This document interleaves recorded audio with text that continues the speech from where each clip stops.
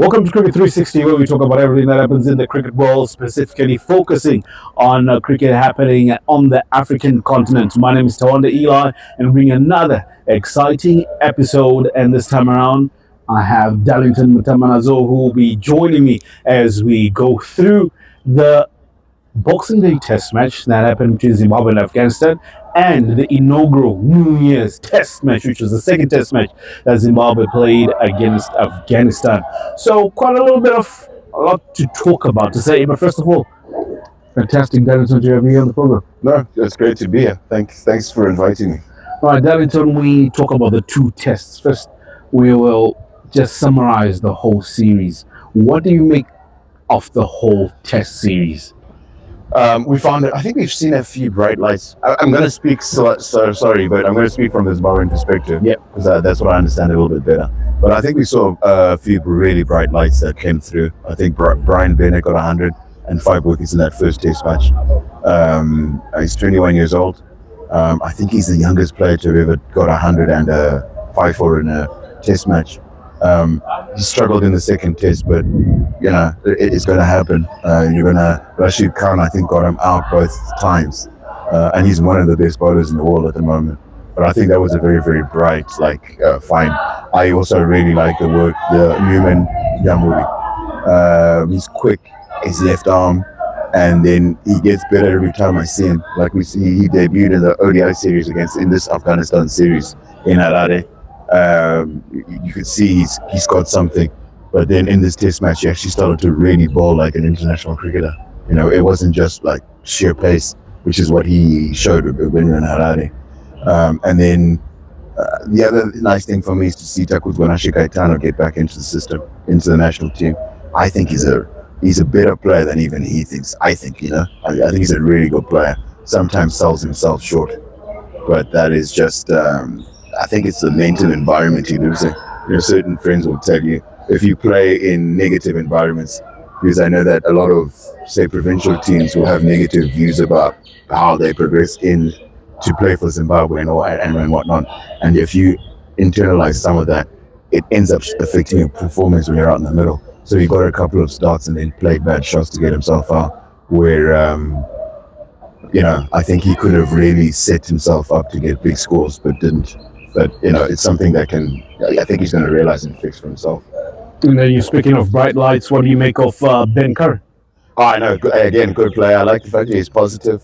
I personally think there's some technical issues that, like, if you get better bowlers, suddenly bowling friendly wickets, I think he's going to get found out. Like for me, his footwork isn't precise.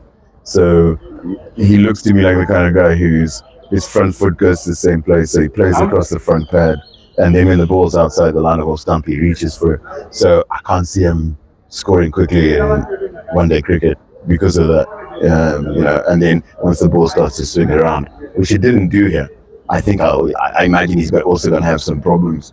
But what he does have, gritty. He's got a game plan that works for him. And he's positive. He looks to get into, he looks to attack an opposition. And I think openers now in modern cricket are very different to, let's say, 20 or 30 years ago, where openers were expected to just be this very defensive, very dour, very, boring sort of cricket. I think openers now are expected to be a lot more self-expressive, and he does that. Right. So when we look at the second Test match, I want to talk about the first, because pretty much it ended up being a draw, but all teams looked good because it was a good batting surface, a pretty flat track, a good place to bat on. But in the second one, we chose to bowl first, bowled out Afghanistan 157 all out on the first day, and even got to bat on that particular day. Where did Zimbabwe lose the plot? Because they managed to put themselves in a very good place to say they could definitely have had this one in the bag. For me, it's just the form of Dion Myers is a worry. You know what I mean? He's not made. His one score in the series we can talk about was 27 in the first Test on a flat wicket, and then he played a bad shot to get himself out in that Zimbabwe first innings. and then he gets a good ball in the second innings. I think that for me is the worry. I don't think there's a concept called traffic, where while you're batting, the only thing you should focus on is the ball coming down. You know what I'm saying? Yeah. And then traffic is when somebody is, a four-way street, and you're standing on a four-way street and there's loads of traffic going this way and that way. You've driven on those in Zimbabwe, you know what I'm talking about, and you're trying to figure out how am I going to get across this road. And he has that. That's and mentally he looks like there's a lot happening in his head even when he's batting. So sometimes he looks like he's in such a hurry, he's trying too hard or something. He's not relaxed and not just letting the game flow naturally. You know what I mean? And that's something I think he's got to figure out for himself. But we have the advantage as commentators that sometimes you can really look into see the cameras, or can really get like close-ups of a guy's face, and you can see that he's like having a discussion with himself sometimes, and and that there's no internal like calmness. Whereas you go and you watch the way like Craig goes about it, you can see that Craig is a very calm internal, very controlled internal space. And I think that's the adjustment that Dion has, because there's no doubt about his talent. It's just somehow mentally he's self-destructing, and I don't understand why. You're talking about Craig's state of mind, but I don't think it's something that only needs to apply to Dion Mars. It needs to apply to Joel Gumbi. You got to go start in he had a decent amount of time out in the middle in the second innings of the second test, and then out of the blue he decides to play a reverse sweep, and it's in an over where you know that you've already scored 6 or so runs. It's unnecessary. Even Takuso and Kaitano were on a similar manner. So you see, for me, this is the other thing is, and so for me, as I said, Ben Curran for me has got a small problem with his technique. Didn't get into position to play that ball. Was like kind of half forward and half back. Didn't go at the ball, so he created a space for the ball to get through, and that's a poor technique issue. But Brian Bennett he had no idea how to play. Like for me, didn't know how to play Rashid Khan. Yeah. Okay. And it happens. Everybody, every player, every very, very great players had one guy who could actually knock them over fairly consistently. Yeah. You know what I mean? And so it's something he's going to go and figure out how he's going to play Rashid Khan, because I think they've got another test series later this year. And he's got to find a way to succeed then. But for me, it's just traffic is the term that I use to describe what Myers' trouble is. I saw it with Kaitano as well. Before the dismissal, you can almost see that the dismissal is coming, because he's in that really, really calm mental state for he gets to 30 or 40, and then suddenly he's trying things. Yeah. Where you looked at like how Craig played throughout. Yeah. He just spent maybe 40, 50 balls to get to 10 runs, to get to double figures. And then once he got to double figures, he got into this pace where he was scoring maybe 3.5 runs and over. Right. And then he just stays in that like zone and just keeps going and going and going and going.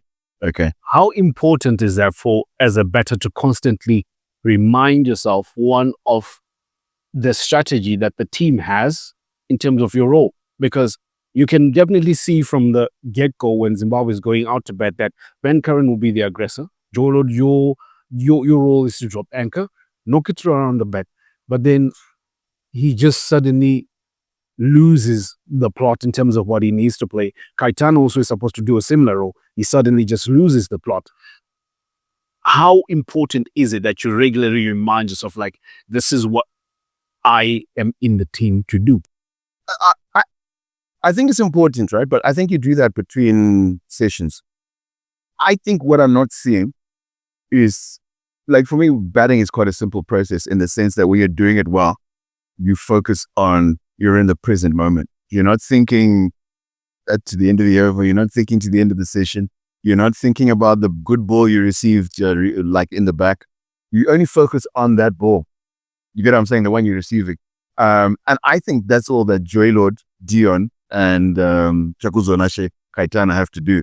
And then if you can do the process of repeat, focus on this ball, repeat, focus on this ball, it sounds boring. But success across the board in everything you do on this planet is repeating like very, very effective patterns over and over and over again, not being bored by doing the very, very small things that ensure success. And I sometimes think that my theory is that you can't think and bat at the same time. If you're thinking while you're batting, that's a problem because you're focusing. You've gone outside of that little square, that little box in which I find people. My personal experience as well. I batted better when the events outside of that delivery coming down at me didn't matter. You know what I mean? And I think that is what Craig has been able to do. And Sean, when he's played well, is they just focus on that event. It passes, and then they break that little bit of focus, come back, and then they focus on that event. They play a good shot, a bad shot, doesn't matter. It passes because the only thing that matters is the ball coming down. But if you've got, again, my expression, traffic, while you're coming down, and that traffic is there while that ball is coming down the tube, that's when you get into problems.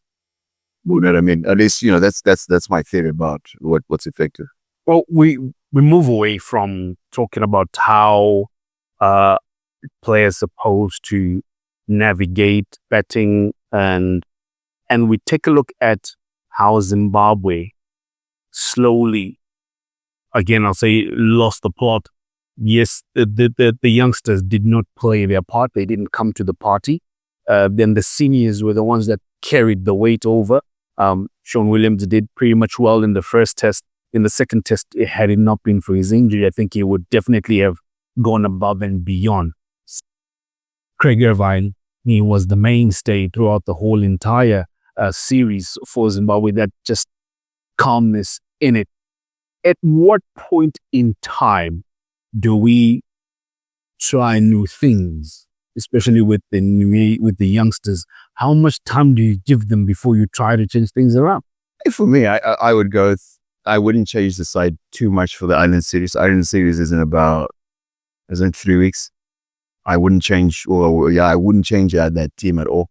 You know what I mean? Because the other thing is that, the problem for me, when I look back, the turning point was when there was a drop catch when his name Ismat was on about 13. Yep. And he was dropped at slip. He goes and makes 100. And that is for me the turning point, because that 100, you take away the 80-odd runs he made after that. Yeah. Then you've got a score.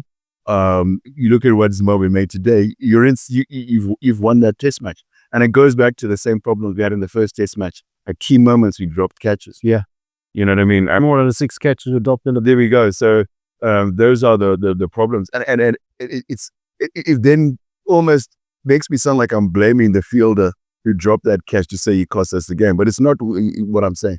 But that catch for me was the turning point when the game, you take that catch. Yes, we don't know. Somebody else might have played very well behind that. But however, the fielding aspect is an important aspect that we can't run away from, because I believe that if Zimbabwe had taken all of their catches, definitely they would have had this one in the bag. I'll tell you the first test match, if you're taking all our catches, everyone is still like, this is record-breaking scores there, but a lot of them were aided by poor fielding. Yeah. You know what I mean? So, and you know what is on the flip side of that? Zimbabwe hasn't benefited very much from those drop catches. Right. So I go to the notes that was shared by the Zimbabwean coach, Justin Simmons, when he came for a press conference. He believes his side is just a little bit too soft at times. Of which I think that was just a kind of way to say they don't have the killer instinct. You're on top. We haven't developed the character, which we haven't seen in a long time in Zimbabwe, to finish off sides. You will get the better of them, but then there isn't somebody that steps up to say, or the whole entire team doesn't step up to say, let's finish this off. No, I know. And you know what it is you go back to, there was the T20 series here against Pakistan. It was the one T20 where we had Pakistan on the ropes. Shouldn't have won that. Zimbabwe could have won both of those series. Yeah. Because at key moments they were on top. And then they just loosened, let it go. And then Pakistan, you open the door, they jump in there with both feet and we're getting themselves into winning positions. And then what we also then find is when it's the opposite way around. When we're under pressure, I just collapse. Everybody just falls. So that's where we lose by 10 wickets. So how do we navigate past that? What needs to be done for players to actually understand that this is where we need everyone to be at their best? You know, and I might be wrong, but I think that's the most difficult thing to coach. Like it's because you know what it is. It's you can't want something. I can't want something for you. Yeah. You know what I mean? Like I can't want success for you. No matter how much I want you to be successful. Right. If you don't want it, I can't, like I could buy you a car or I could buy you a business, I could give you an airplane. But if you don't want it, you'll find a way to fuck it up. Yeah. You know what I'm saying? And I think that's the biggest problem, is that a lot of the guys are really happy where they are. Yeah. So they no one, you know, because a lot of the guys now they're playing in those leagues and the money's coming in and but they're not at their match. They don't think that this match is the most important thing. And it comes back to the example I was giving. The only match that matters is the one you're playing now. Right. The others don't really matter, because this match is what gets you picked for those leagues. Yeah. You know what I mean? And this match is the one that gets you to stay in those leagues. You know what I'm saying? Goes back to the old saying that no one will ever ring a bell for you in order for you to perform well. Just need to take it upon yourself that you're going to do it. But then, since that is a missing part, should it be a constant reminder that they need to have? Because I'll take a look at the youngsters. I will shift away from the old guard, because they have proven their worth in being in the team and being in the side. But now the youngsters, everyone has their eye on you for you to justify you being in the team. Yeah. Newman Emery, he's proved himself. He's young. It's his first stint out. He picked up wickets regularly. You can see he's really trying his best. But however, you look at the likes of Joel Odgumbi, you look at Caetano, you look at Dion Myers, no one really is proving their worth in being in the side. You are not really stepping up to the plate. So what stops people from requesting, say, since you're already not performing, you say don't change the side. But since he's really not doing anything of note, you don't lose anything by you putting somebody else. I agree with you. And I think, and what is also encouraging, like for me, this is the strongest I've seen Zimbabwe cricket in general. Not at the first team, like the national team level, but like we actually have a really organized like franchise system that's running at the moment. Right. You know, this is the most organized time I've ever seen. I remember having a franchise system where two people would share a little plate of sadza. Yeah. You know what I'm saying? Yeah. But I remember those days. Just have 2 liters away. Maybe without you'll give it 5 loaves of bread. Yeah. And then like yeah. Everybody complains about the money that franchise players have paid. But when I look at what a typical Zimbabwean is earning, franchise players do very well. Yeah. You know what I'm saying? Right. And, you know, it's organized. Practice facilities are being like we are going up. They're starting to be they're much better maintained than I remember them being. So this is like, for me, one of the best periods in Zimbabwe cricket for a long time. Right. Okay. Yeah, there were things that were done in the 90s that aren't done now. Right. But like, I think there's a process of going in another direction. We're not going to go backwards. We're going to go forward. Right. And the other, as a result of that, you're seeing Mike Chinowea, I think he's 33. Yeah. He's picked up 30 wickets already in franchise cricket across 2 formats. Yeah. Okay. Leading bowler. He's putting pressure on those guys. Right. The numbers that John O'Campbell you've seen is in the side. Yeah. He's put on in the last few seasons. It's going to happen by itself. We don't even have to go and say, no, you need to drop Joy Lord or you need to drop Dion or whatever. Dion is going to drop himself. You know what I mean? Because as I'm saying to you, there's so many guys, some really good players in our franchise system. Yeah. You know what I mean? Who have come through. We just witnessed, Tenda Maposa. Right. Came through, so had an injury. But it was numbers in that Afro T10 and into first out of the franchise system into the Afro T10. And then guys were like, there's something about this guy. Let us give him a go. Right. You get what I'm saying?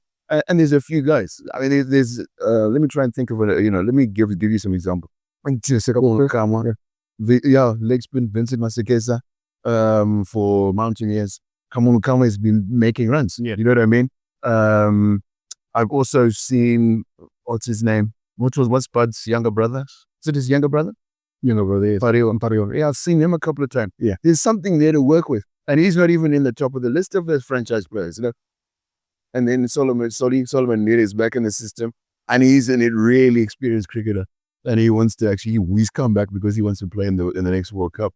So, and he's the kind of guy who makes a choice, and he usually gets his way, So there's a lot of good things that are happening. Right. There was, in that disaster at the under-19 World Cup, we unearthed Mori. Yes.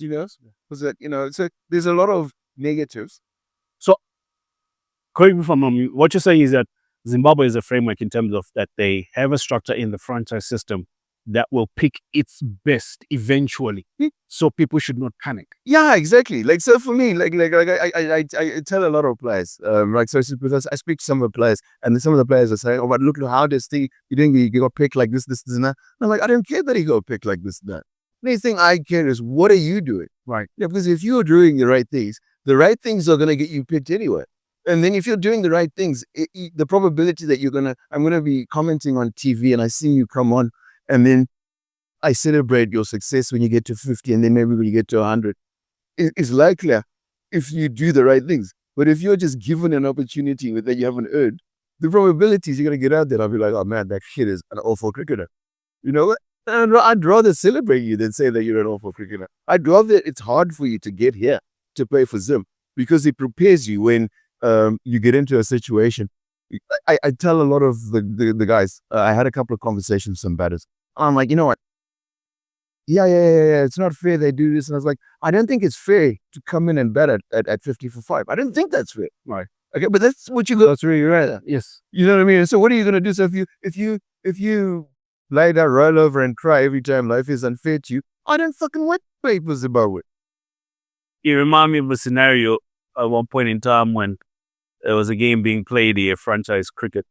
One particular father came and said that his son should not bat in number 3 because the team is doing dismally, so he's going in too early. Yeah. And the coaches were like, if he says he's betting in the team, that's the situation that he's finding himself, then he should play. But he should be able to prove himself that he's ready to play. That's what the situation requires him to do. Yeah, and you know what it is that's because that guy goes to dad and whines and says, oh man, are they bad? Whatever. So dad comes and protects him. Dad's not going to be there when he's playing, in the middle. Right. Yeah, so if he needs dad to look after him, I don't want him to play. That's straight away. You drop a guy like that. You get what I mean? Fantastic. I like this conversation. Yeah. Now, so what we've picked out from here, Zimbabwe cricket as a system, franchise cricket is being played, lots of it that is being played. Logan Cup is currently happening. So in the end, you're saying Zimbabwe's best, and they will come out and they will be shown whether black or white will be able to see how someone is play based on their performance. Then we take a look at the old guard that we had. Sean Williams has been magnificent. Craig Irvine has been magnificent. They have been calls as to when they eventually throw in the towel to say, or hang up their back, what happens? That's one school. Then the other school is like, when are we going to give other people the opportunity to play? Because they're past their prime. How do you navigate that aspect of saying one is past his prime and one still can afford to play? Again, I go back to weight of runs, weight of performances, okay? Tell me one person in franchise cricket whose performances match anything that Craig Irvine has done this season. Just tell me. There's no one. Yeah.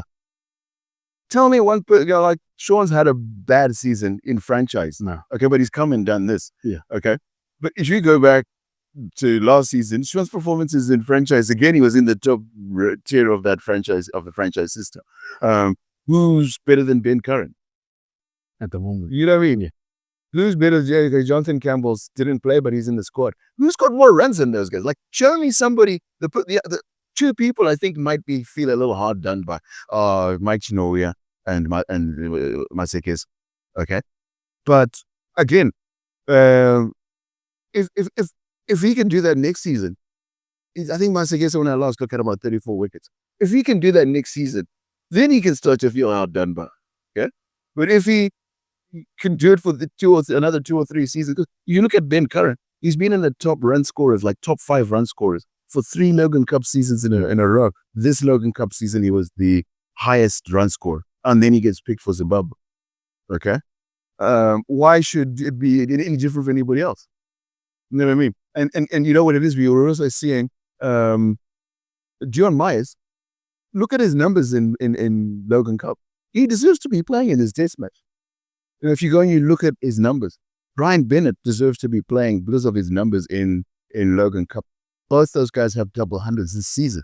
So pretty much you're backing what the coach said, Justin Simmons, in his presser, saying that you're not old. If your stats are there to back you, I will let you play. See, for me, you know what it is there's no reason for us to just give people Zimbabwean clubs. Yes. We can't just make a habit of just giving because for me, it's an arbitrary number. To be 39 is an arbitrary number. Okay, he's 40. We must give somebody who's 20 a cap because this guy's 40. Okay. That's an unearned privilege. Right. We can't just be giving out unearned privileges have you been given? None. You get what I'm saying? Like everything you've had to earn, you know what I'm saying? So why the fuck should we be doing that for anybody? Black or white or debele, shot, whatever, white. You know what I'm saying? Right. And as I say, I keep going back to our franchise system because our franchise system is starting to become really, really fair. Yeah. If you are doing the work and making the runs, you're getting rewarded. There's A-side tours that have been planned for the next year. We've seen emerging side tours. We had an under-19 emerging side. We've had sort of like an A-side, not one A-side, emerging side played against the South African emerging. And guys have been given opportunities then. Right. You get what I'm saying? How many hundreds did you see there? So how many 5-4s did you see there? So why the fuck should I drop like Irwin or Sean or Sikandaraza? You get what I'm saying? I mean, it makes no sense. The best performance, I think, with Emmanuel Bauer got plus 60s. Yeah. You know? But 60s again. Those guys are making 60s. So why are they making them against test quality in test matches and in one day internationals? So why should your 60 count as equal to that guy's 60 in international cricket? So I come from the school of thought that says the only reason Craig or Sean or Sekanda have to quit the game is because there's a player who's forced them out. Right. And so how are you going to force out Sekanda? When you're not performing, you don't have no I'll tell you the formula. Yeah. You need 400s and 450s in 3 Logan Cup seasons before I even consider to play Sekanda. All right. And then you also got to be able to come in and at least do some of the bowling. Well, not to his standard because he's a lot of experience. You need to have something as a bowler as well. Okay. Awesome. And then same for Craig, same for Sean. How many guys can you think about who even come close to that? And I'm not, and I think I'm quite generous in my city. Yeah. You know what I mean? You are, you know. So yeah, I have to into there. We keep forgetting to talk about blessing Zarabani's best figures in test matches. Because that's what I was about to talk about. So besides the terrible performances that we have seen with some players, or the lack of killer instinct as a team, but there have been glimpses of great performances. Zarabani's first sixer.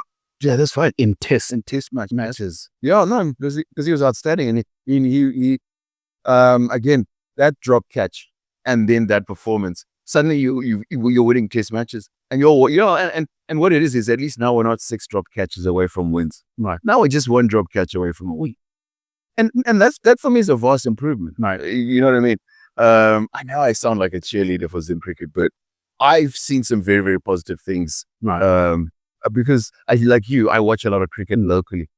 You know what I mean? I watch schoolboys cricket, I watch women's cricket, and I watch franchise cricket. I watch whenever I have time. If I'm free, I'm watching cricket. Right. You know, if I'm not watching cricket, it's because I've got something that's that's important to do. So I watch a lot of cricket, and what I'm seeing is that there's a profound shift towards something that could be very, very excellent.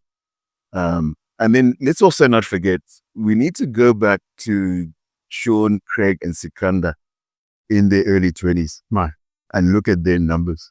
We need to go back there and look, because you'll find that they weren't fantastic players either at that age. So it's always about growing players into these performances. I say, they came from these, and you know what it is that's why they don't throw their wickets away generally.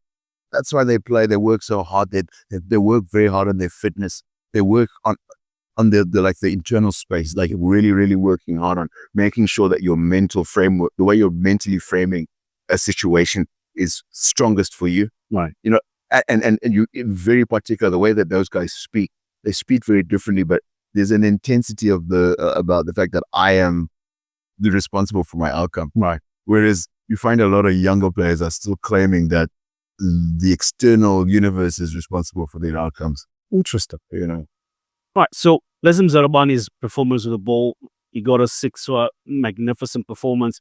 He didn't put a foot wrong. Even in the first test, when you look at it, it was a flat deck, but he still gave in the full yards. Very economical. I think it was just under 3 or around the 3. Under 2. Yeah. So yeah, he's quite brilliant. Even reaching Garawak, having been left out in the first test, coming back into the side, the pace bowlers really, they're putting in the desired amount of work for them to say that they're representing Zimbabwe well. Now, I would say looking forward into the test match versus Ireland, because you're going to use the same surfaces in pretty much. The first test, we had Brendan Mavuda to come in, be the frontline spinner, didn't get anything. In this one, it was a combination that we had Brian Bennett, Sikandar Raza, and Sean Williams as well coming in, besides him being injured, like you say. What would you change bowling-wise, considering that you would need to take 20 wickets in the test match against Ireland? I wouldn't change anything bowling-wise. Okay, but I know that I have the advantage. I'm at home. I would make that Queen's wicket hard out.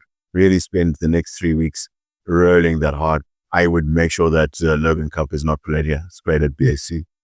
Okay? Right. Because if I'm Zim cricket, I can afford it. I have the money for it. You know what I mean? But I'd make sure that thing is hard, because I've got 3 proper quicks. Yeah. In Ireland, I've only got really 1. Yeah, so you've got 3 proper quicks in Zarabani, Ngarawa, Newman, Gwandu, however way you decide to balance your team. Right. Okay. And then I would put a wicket where the ball is hitting the batsman hard. I think this one was a little too slow for me. So that short ball didn't always work. Right. You get a little bit more pace in the wicket, then that short ball that all the guys bowled suddenly becomes a very effective weapon.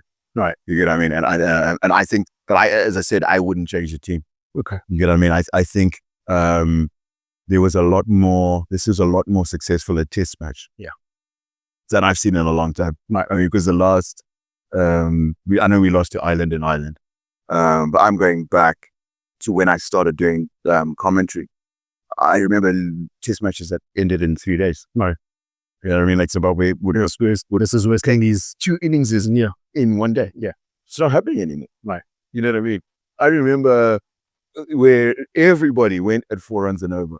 We're having test matches now where it's one guy who has a bad day, goes for 4 and over. Right. But everybody else is bowling, is contributing, is taking wickets. Our problem still remains that I think the team is dropping still too many catches. Right. That's the aspect that they need to navigate around and be a little bit more polished aside. Because as much as from the Zimbabwe sides that you've seen playing test cricket, how would you rate them? I know we're the early side that the Daves, the Andy Flowers, the Craig Bishops, then the Heat Streak came along. Tatenda Tayabu's side also came along. Then we have this new breed that's come along. What would be your rate? I know you have a certain rating that you see, like, so for me, the difference is those guys played against the best test match playing nations in the world. Right. The World Test Championship now has basically shut us out of that system. So you'll find that it's going to be Ireland, Afghanistan, Zimbabwe, and basically playing ourselves. No. They'll come to us for one-day internationals and T20s. But I really, we're lucky we've got England. New Zealand are coming here as well. But I think it's because the attachment of the tri-series involving South Africa, that is the enticement that allows both South Africa and thing to just give a test match on either side of that series. But like, so it's too early to really compare them to those guys. Right. Because as I said, this side hasn't been tested by South Africa, hasn't been tested by Australia, Pakistan, etc., etc. You know what I mean? So I'd like to have this conversation with you in November. And we'll see where you put them. Right, before we end the program, rate the players in terms of how they played in the whole entire test series. Okay, so I'm gonna start with. You gonna start at the bottom, you're gonna start at the top. I'll have to. It's gonna be mixed up. I'm sorry. It's gonna be a bit of a mix because I'll talk about them as they come to mind. So for me, Joel Gumbi's a fail. As an opening batsman, he's not. He's only batted through the opening bowlers once, and then he plays that shot that in the after having gone through that most difficult period, plays a bad shot. He kept well. Okay, I think he might have dropped it. Just a quick one. Is the art of keeping a wicket as a wicket keeper, should it validate someone being in the side, or you need to do more? No, you see, because look at what you're playing against. Okay, so if you are a wicket keeper, all right, Alex Carey keeps for Australia. Okay, I think he averages about 35 in Test match cricket. I think it's Varane who's keeping for South Africa. Yeah, I think he got 100 in this last Test match. And then Mohammed Rizwan. Okay, and then you're just going around the world. And then England is a combination of Jos Buttler, Johnny Bairstow, etc., etc. So what I'm saying is that if you're going to be playing against those teams, and your wicketkeeper is only a catcher, you got a problem. I mean, you will, because that means you're going into a test match with 6 batters, and they're going in with 7. And sometimes 8 because they've got all rounders as well. Yes. You know what I mean? So that is for me, it's almost an unnegotiable now that if you're a wicketkeeper, if I can't imagine you averaging maybe 30 in test match cricket, then I shouldn't be picking you. You know what I mean? Because ultimately what we're competing against is the one that forces us to do that. Well, that would, you know what I mean?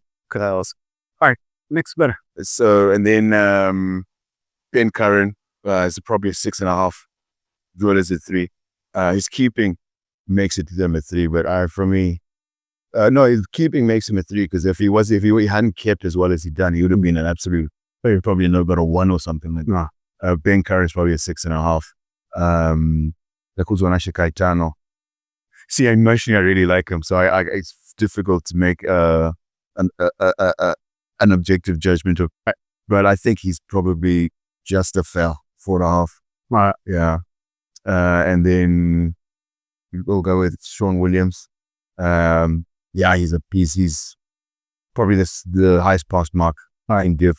Probably about an 8.5. Okay. Craig Irvin. He's the other one, I think, in that 8.5 range. Okay. Skandaraza threw his wicket away a couple of times. Baldwin only played 1 test match, but had impact. Yeah. So I'd say probably about a 6.5. Same as Ben Curran. Mind. Brian Bennett. He's got something really, really special. But he got 100. Yes. He failed in 3 innings. He's a pass, but probably 5.5. He's not as good a pass as, for me, as Skanda and but again, I also really expect a lot of him. I think he's one of those, emotionally, one of those players you're like, I'm rooting for him. Dion Myers is a 3. Okay. Drop catches at key moments. Yes, they were difficult. And then throwing your wicket, you get starts, you throw your wicket away. Yeah. You know what I mean? That's your work. He's working against himself. I don't understand why. Right. You know what I mean? But he's self-destructing at key moments. And then you get good balls. So he's a 3. Newman Yamuri, 5.5. Yeah, he didn't take enough wickets for me. Richard Garava, I think, probably is around a 7. That run out today makes me want to just take 2 points off. But yeah, he's a 7. And then I think Blessing Zarabani got a 6. 8.2. 8.2. Yeah, he's just behind Sean Williams and Craig Griffin. But that's what he's supposed to be getting. And then the other guys who played in this test match, Trevor Boyd, he's a 5. He's just passing. Brandon Mavuto was a fail. Okay. Yeah, but he's a 2. And it's horrible to say because that's another one I really like. Yeah. So, but he just didn't look like he belonged, and it's painful because the last test match I saw him before that one, he really looked like he belonged that test match cricket, picking up 5 for like 120 and 40 overs of bowling. Oh. So Fantastic. yeah. All right, so that's the ratings that is given a player that played here. And briefly, we'll just talk about Afghanistan. In the first test, they were given fortunate chances, unlimited, you'll say, in lifelines to amount them to put up a sort of a decent total. And then again, now, they were a little bit exposed in the first innings, where Zimbabwe were a better side in terms of completing catches and stuff, 157 and all that. But then we saw that the difference from the first and the second test pretty much was Rashid Khan. Yeah, but I also am seeing something because as I said, there was that catch where Ismat got up before he was about 13.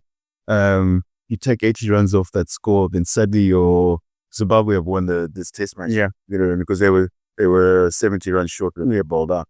I know that there's no guarantee that it plays out that way, but like just as a thought experiment. And yes, the difference was Rashid Khan, and the problem was that Skandar Raza played him quite confidently and threw his wicket away. And that's the problem. The guys, Craig Irvin played him very, very confidently. Didn't throw his wicket away. That's why he gets my highest pass mark. Sean Williams played him confidently. He's playing injured, so in spite of that, I think he threw his wicket away just in the second innings. Yeah. But what those guys have shown is that there is a method that works against Rashid Khan.